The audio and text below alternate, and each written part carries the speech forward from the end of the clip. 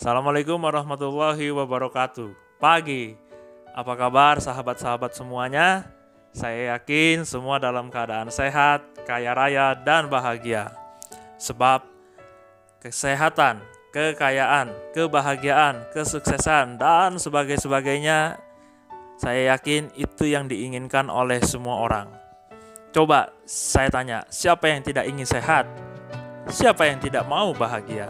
Siapa yang tidak ingin sukses? Dan sebagainya. Semua orang tentu ingin hal itu tercapai. Namun, pasti butuh sebuah proses yang sangat keras. Ketika dulu saya masih menjadi seorang pengamen yang hanya mencari uang untuk meringankan kebutuhan biaya berobat ibu saya, kebutuhan biaya berobat diri saya, dan juga uang saku sekolah saya, proses yang saya lalui itu sangatlah keras. Saya harus mengorbankan waktu, baik itu waktu sekolah, waktu aktivitas, dan juga saya harus ditinggal oleh ayah saya berangkat ke negara Oman karena ayah saya bekerja di sana. Sebagai anak lelaki pertama, saya dipercaya untuk menjaga ibu dan kedua adik saya. Bayangkan, dengan kondisi saya yang saat itu tidak boleh berjalan jauh, tidak boleh capek, tidak boleh terbentur fisikal saya, dan sebagainya, membuat keterbatasan saya semakin membebani hidup saya. Mengapa fisik saya dibatasi dalam beraktivitas? Oh ya, saya belum mengatakan bahwa sejak lahir, tepatnya di usia 9 bulan, saya divonis tidak memiliki sel pembekuan darah yang membuat saya dibatasi aktivitasnya. Sebab jika terlalu berat, maka salah satu bagian alat tubuh yakni khususnya kaki saya itu akan mengalami pembengkakan. Dan sulitnya untuk menyembuhkan bengkak di kaki saya memerlukan vaksin khusus yang kala itu hanya ada di salah satu rumah sakit pemerintah Jakarta. Anda bisa bayangkan, menjadi seorang pengamen, alat transportasinya apa untuk berkeliling? Ya, betul, kaki. Ketika saya hanya modal nekat berkeliling berjalan jauh dengan modal gitar dan suara serta mental nekat hanya untuk mengais secerca rezeki dari hasil ngamen. Waktu ke waktu, pagi ke sore, siang ke malam, dan hari ke hari membuat saya terkadang berbohong kepada orang tua karena waktunya sekolah, tapi saya malah diam-diam di belakang. Saya bolos, waktunya saya pakai untuk mengamen. Bahkan ketika saya sering kali bengkak, memar, saya beralasan lain untuk menjawab tidak tahu mengapa saya bisa cedera. Padahal sesungguhnya pembengkakan itu terjadi karena salah saya, yaitu saya mengamen mungkin dengan tenaga yang terlalu forsir, sehingga tidak ada kesempatan untuk beristirahat. Jadinya saya bertambah pikiran, atau bisa dikatakan terbeban pikiran saya. Bukannya membahagiakan tapi malah merepotkan ya. Nah, proses ini sungguh luar biasa.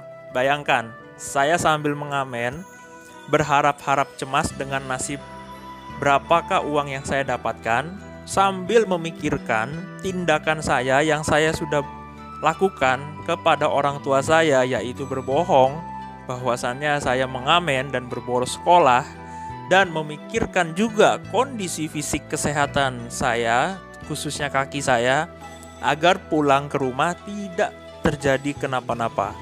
Padahal saya kalau mengamen, kalau secara logika, orang-orang itu kalau mengamen itu kan pikirannya satu, yakni menikmati lagunya dan berharap uangnya dapat nasib yang baik. Tapi kali ini saya 3 kali lipat. Bayangkan itu, bukan hanya memikirkan soal uang, tapi juga saya telah melakukan hal berbohong kepada orang tua saya. Dan yang ketiga, takut pulang dengan kondisi saya terjadi kenapa-napa terhadap kaki saya. Jadi akhirnya suatu ketika saya menyaksikan sebuah acara di salah satu televisi swasta yang berkaitan dengan motivasi kehidupan.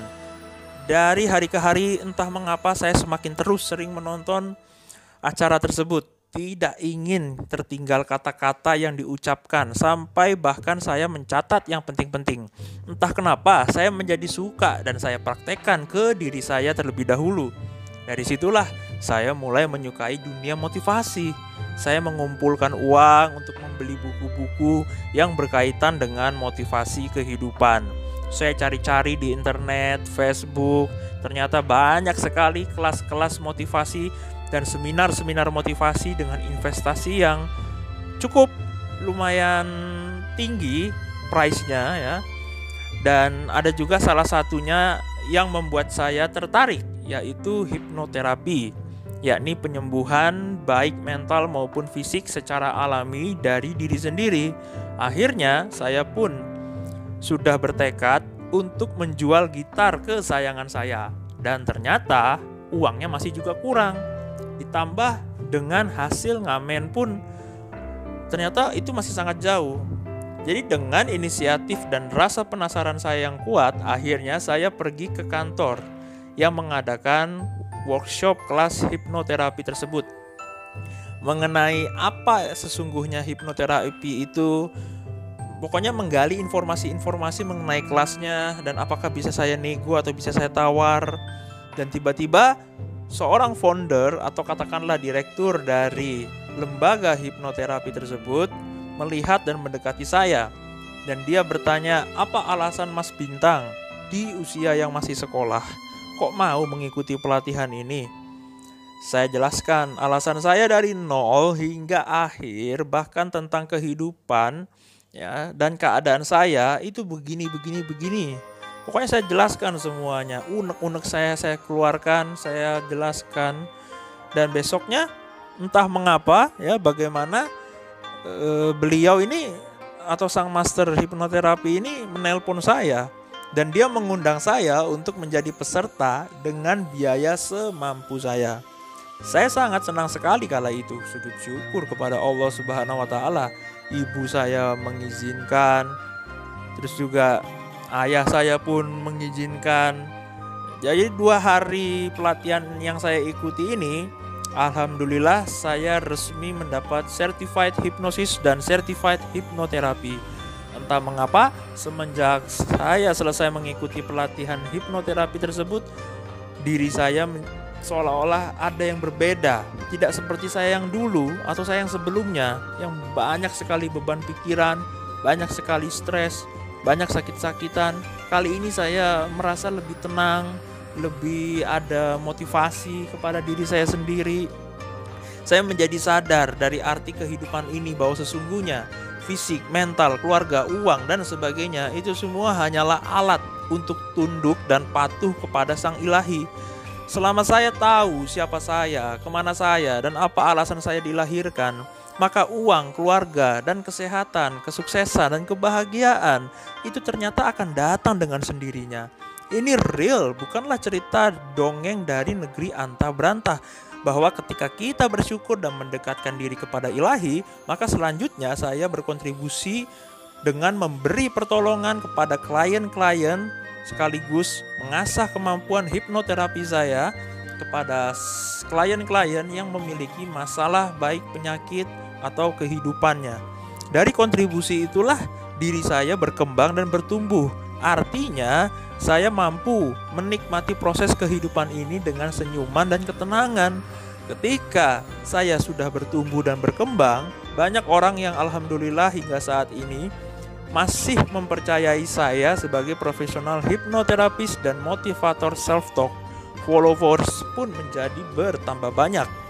Ketika saya sudah memiliki itu, tantangan semakin banyak.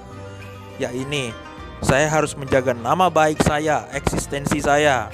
Saya harus belajar ilmu selain hipnoterapis seperti self-talk, pengubah nasib, motivasi mentality building, dan lain sebagainya. Bahkan saya pun tes profesi trainer saya agar diakui di Badan Profesi Nasional Indonesia. Dan alhamdulillah semua itu saya berhasil lalui. Ketika itu semua sudah saya lalui, maka saya mulai menulis buku karangan saya sendiri. Saya menulis sampai ratusan halaman tak terasa. Maka entah mengapa kepastian jadi datang. Nama saya menjadi populer, uang pun dengan mudah saya dapatkan. Bahkan nasib pun bisa saya ubah dengan mudah. Jadi, bagi Anda yang ingin mengubah nasib dan ingin lebih mendekatkan diri kepada Sang Ilahi untuk terus menjadi pribadi yang khalifah dan seorang pemimpin di dunia ini, pemimpin yang cerdas, pemimpin yang berada di jalannya Allah Subhanahu wa taala, terus ikuti dan tonton video-video saya sampai episode terakhir. Karena setiap video saya yang berkaitan dengan self-talk, Anda akan memahami dan Anda akan mampu mengubah nasib Anda. Ubah self-talk, ubah nasib. Saya Bintang EP, terima kasih. Assalamualaikum warahmatullahi wabarakatuh. Pagi.